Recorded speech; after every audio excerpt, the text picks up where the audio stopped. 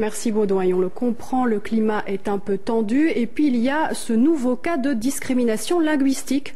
Une liégeoise se voit flouée par une société de turn-out, donc flamande, sous prétexte qu'elle ne parle pas le néerlandais. Elle avait répondu à une offre de cette société de chèque hôtel l'année dernière. Jocelyne Leroy. Anne-Marie n'en revient toujours pas. Elle achète l'année dernière des chèques nuits d'hôtel à une firme de turn-out. Elle souhaite passer un week-end dans cet hôtel en Normandie.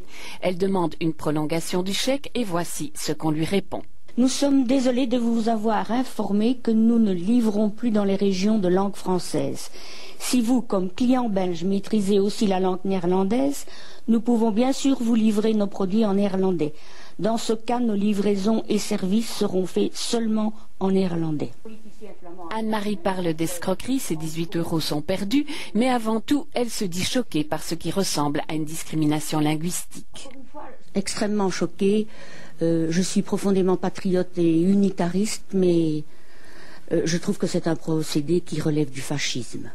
C'est ce qu'on entendait avant-guerre dans le régime nazi. Voici le guide en français qu'Anne-Marie a reçu en 2007. Cette année, le français a-t-il vraiment été rayé de la carte? Nous vérifions auprès de l'entreprise. Est-ce que c'est vrai? Oui, nous ne publions pas en français, c'est justement en néerlandais. Pourquoi? Ça, je ne sais pas, je ne suis pas au courant de ça.